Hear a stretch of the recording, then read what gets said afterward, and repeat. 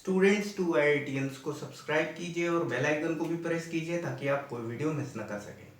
तो देखिए ये हमारे सामने क्वेश्चन है, show that the quadrilateral formed by the joining the mid points of the adjacent sides of a square is also a square. तो देखिए एक स्क्वायर है हमारे पास ABCD और इसके जो मिड पॉइंट्स हैं, तो मिड पॉइंट्स को ज्वाइन करके हमने ये क्वाड्रिलेटरल क्रिएट करा है PQRS।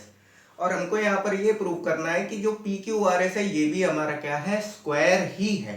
ये चीज हमको यहाँ पर प्रूव करनी है। तो देखिए सबसे पहले हम क्या करेंगे, इसमें हमने कंस्ट्रक्शन में हमने AC और BD को हमने ज्वाइन कर दिया है, ठीक है।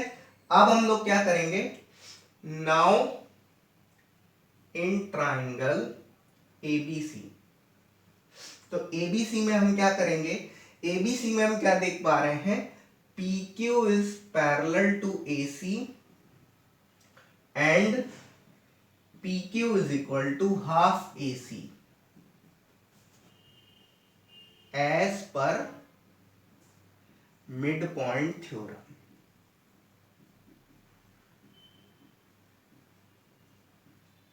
ठीक, इसको इक्वेशन 1 बना देते हैं।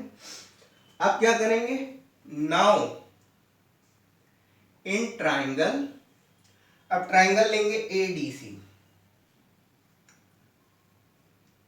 तो इसमें क्या हो जाएगा, SR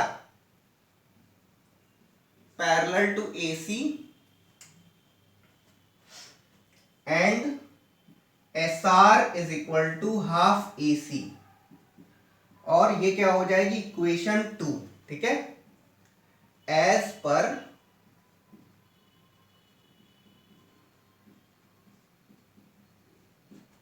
थ्योरम। ठीक, अब क्या करेंगे, फ्रॉम इक्वेशन 1 एंड 2, तो ये क्या हो जाएगा, SR parallel to AC and SR is equal to SR, sorry ये आपका क्या हो जाएगा, PQ parallel to SR, PQ parallel to SR and PQ equal to SR, ठीक है। ये आपकी क्या हो जाएगी, इक्वेशन 3, ठीक है। अब क्या करेंगे, अब देखिए जैसा हमने इन दोनों ट्राइंगल्स के साथ किया, ABC के साथ और ADC के साथ जैसा करा है, उसी तरीके से हम क्या करेंगे, आप BCD और ट्राइंगल ABD में भी आपको वैसा ही करना होगा। तो हम क्या करेंगे, नाउ इन ट्राइंगल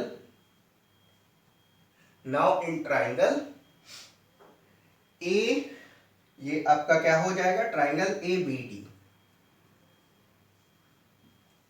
तो देखिए ABD में अगर हम देखेंगे तो ABD में क्या हो जाएगा, SP is parallel to BD and SP is equal to half BD, ठीक है, as per mid point theorem, ठीक है। तो अब आप क्या करिए, SP is parallel to BD and SP is equal to half AC, ठीक है। ये आपका क्यों हो जाएगा, BD is equal to AC, diagonals of square are equal, ठीक है। तो पहले ये इतना नोट डाउन कर लीजिए। तो चलिए इसी में आगे बढ़ते हैं। तो देखिए आगे बढ़ेंगे, अब हम क्या करेंगे, अब हम लेंगे ट्राइंगल BCD।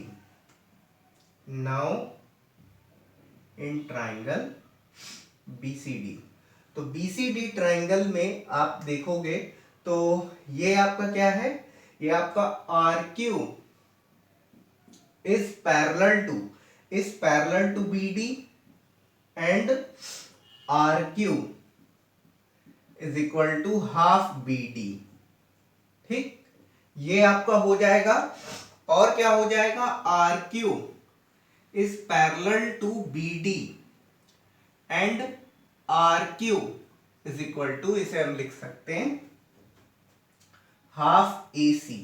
ठीक है, हाफ AC, ये हम कैसे लिख सकते हैं, ठीक है, RQ इज, ये आपका SP है ना, तो इसको DB कर दीजिए। जब आप S इधर से ले रहे हैं और ये आपका BD है तो इसको DB कर दीजिए। खैर नहीं भी करेंगे तो कोई फर्क नहीं पड़ेगा, बट मेरे हिसाब से ये आपका कर देना चाहिए। जब आप यहाँ पर ये पॉइंट ले रहे हैं SP और यहाँ पर ये पॉइंट, यहाँ पर इस लाइन को ले रहे हैं, तो जिस पॉइंट को आप यहाँ कंसीडर कर रहे हैं पैरेलली आप उसी पॉइंट को भी कंसीडर कीजिए। तो ये आप DB कर दीजिए। ठीक है, यहाँ पर भी आप DB कर दीजिए। वैसे कोई फर्क नहीं पड़ेगा, बट ये पैरेलल की बजाय ये क्या होते हैं, एंटी पैरेलल होते हैं। ठीक है, तो ये आपका RQ is equal to half AC। वैसे नहीं करेंगे तो भी कोई दिक्कत यहाँ पर नहीं है। अगर आप SP is equal to half BD भी कर देंगे तो कोई दिक्कत नहीं है। तो ये आपका क्या है, RQ is equal to half AC। ठीक है, तो ये आपका BD is equal to AC, diagonals of square are equal. ठीक है, तो ये आपकी हो गई इक्वेशन 5 हो गई। ठीक है, तो अब क्या करेंगे, फ्रॉम 4 and 5, 4 और 5 से हम क्या कह सकते हैं, SP is parallel to RQ and SP equals to RQ। ठीक है, ये हो गया। और आप ये भी कह सकते हैं फ्रॉम 1 2 3 4 5, आप ये देख पा रहे हैं कि भाई सब कुछ is equal to half AC है। सारे ये जो आपका SP PQ QR RS, इन सब की साइड क्या है, इक्वल टू हाफ AC, यानी कि सबके RHS पोर्शन इक्वल है। तो आप 1 2 3 4 5 को मिला करके आप ये कह सकते हो, ये आपका क्या हो जाएगा, PQ is equal to QR is equal to S is equal to RS is equal to SP। ठीक, ये बात आप ये कह सकते हो इसमें। ओके, तो ये हो गया। अब हम ये कह सकते हैं hence PQRS is a rhombus. ठीक, देखिए जिसकी सारी साइड्स इक्वल होती हैं वो आपका क्या होता है, इन जनरल उससे हम रोम्बस कहते हैं। लेकिन स्क्वायर में सारे एंगल्स भी 90 डिग्री होते हैं और सारी साइड्स इक्वल होती हैं। तो देखिए ये तो हमने बता दिया, ये सारी साइड्स इक्वल है, इसके बेसिस पे हम इसे रोम्बस कह सकते हैं, रोम्बस कह सकते हैं, बट हम इसे स्क्वायर नहीं कह सकते। स्क्वायर के लिए हमें क्या करना पड़ेगा, स्क्वायर के लिए हमें क्या करना पड़ेगा, ये आपको, ये जो है आपको ये सारे एंगल्स भी आपको 90 डिग्री प्रूव करने पड़ेंगे। ठीक है, अब आप इसको एंगल्स 90 डिग्री करके भी प्रूव कर सकते हो, और अगर आप इसको डायगोनल्स इक्वल करके प्रूव करना चाहे तो भी प्रूव कर सकते हैं। बट मुझे थोड़ा एंगल 90 डिग्री प्रूव करने वाला तरीका मुझे थोड़ा ज्यादा सही लगता है, क्योंकि उसमें आपका वो जो आपका वो वाला जो प्रोसेस रहता है उसमें ज्योमेट्री के बेसिस पे हम करते हैं, और इसमें आपको क्या करना पड़ेगा, आपको डायगोनल्स इक्वल करने में आपको वो कॉन्ग्रुएंसी के जो रूल्स होते हैं वो आपको फॉलो करने पड़ेंगे। ठीक है, तो मुझे ज्योमेट्री वाला थोड़ा ज्यादा ठीक लगता है, तो मैं ज्योमेट्री के ही बेसिस पे मैं क्या करूंगा, इसको स्क्वायर प्रूव करूंगा। ठीक है, तो देखिए ये बात हो गई, यहां तक ये रोम्बस प्रूव हो गया है। तो अब इसके आगे का जो प्रोसेस है वो हम थोड़ा देखते हैं। ठीक है, तो ये सब आप लोगों ने नोट कर लिया होगा।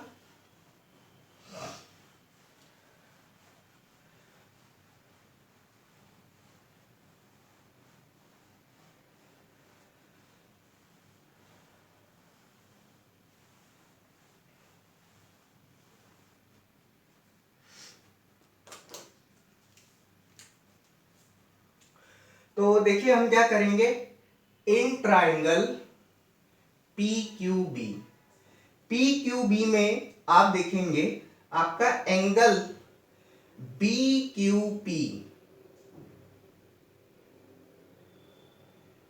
Is equal to angle BP Q is equal to x degree. ठीक है, तो यहां पर हम ये लिख सकते हैं आपका BP is equal to B Q. ठीक है, तो देखिए ये आपका क्यों होगा, मिड पॉइंट्स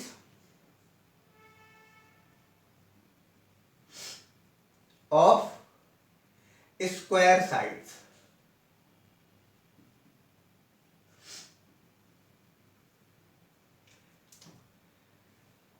ये लिखेंगे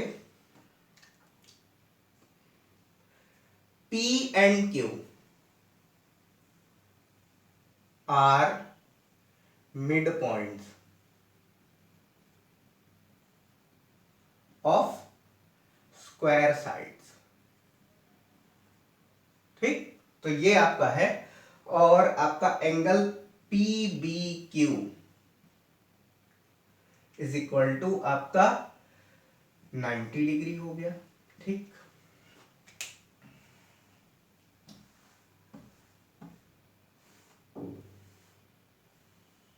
ये आप रिजल्ट आप चाहें तो जरूरत के लिए लिखिए, मैंने मिटा दिया है इसको। P Q is equal to Q R is equal to R S is equal to S P.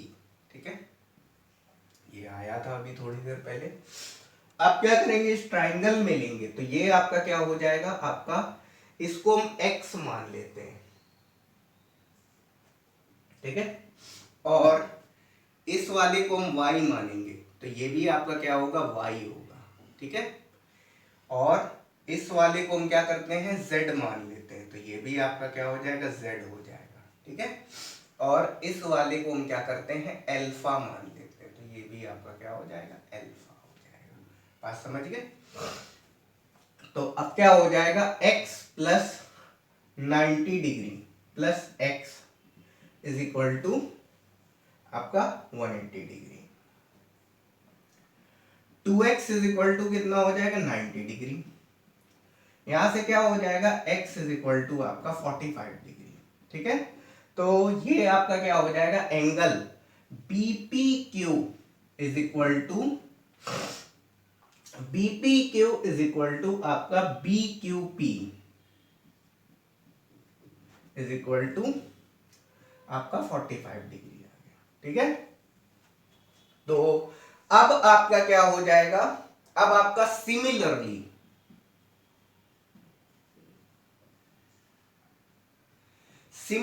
आपका क्या हो जाएगा, सिमिलरली आपका angle A P Q angle A P S है, sorry, angle A P S is equal to angle A S P is equal to 45 degree. ठीक है, अब देखिए ये भी आपका 45 डिग्री और ये भी आपका 45 डिग्री है। ठीक है, तो दैट मीन्स हम ये कह सकते हैं ये आपका x plus y plus angle S P Q is equal to 180 degree. ठीक है, ये क्या हो जाएगा, ये आपका x और y कितने आए हैं, x और y, ठीक है, ये आपके दोनों ही आपके 45 आए हैं, ठीक है, y इज इक्वल टू आप 45 डिग्री कर लीजिए, ठीक है। तो ये आपका क्या हो जाएगा 45 degree plus 45 degree plus angle SPQ is equal to 180 degree, ठीक है। तो यहां से ये क्या हो जाएगा, angle SPQ is equal to और ये आपका हो जाएगा 90 डिग्री, ये आ जाएगा, ठीक। तो ये 90 डिग्री आ जाएगा, दैट मीन्स ये एंगल हमारा कितना आ रहा है 90 डिग्री, ठीक है। अब ये 90 डिग्री आ रहा है इसमें, तो हम कह सकते हैं सिमिलरली जैसा हमने यहां पर किया है वैसा ही हम यहां पे भी करेंगे, यहां पे भी करेंगे, यहां पे भी करेंगे। अब बार बार करेंगे तो सवाल बहुत लेंथी हो जाएगा, तो हम इसी तरीके से लिख देंगे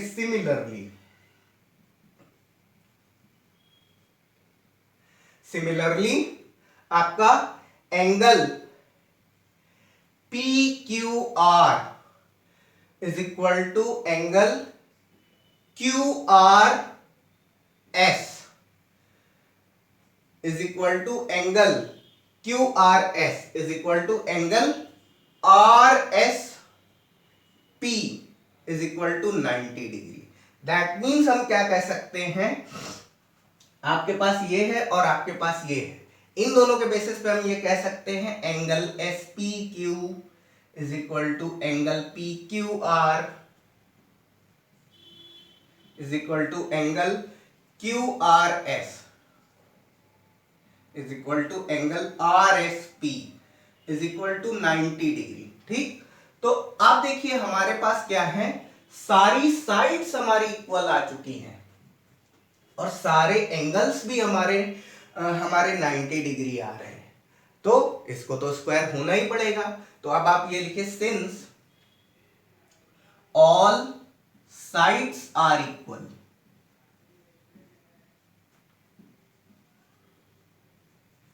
and all angles are 90 degree, so PQRS is a square, ठीक है। तो यही बात हमें यहां पर प्रूफ करनी थी। प्लीज इस क्वेश्चन को आप नोट डाउन कर लीजिए।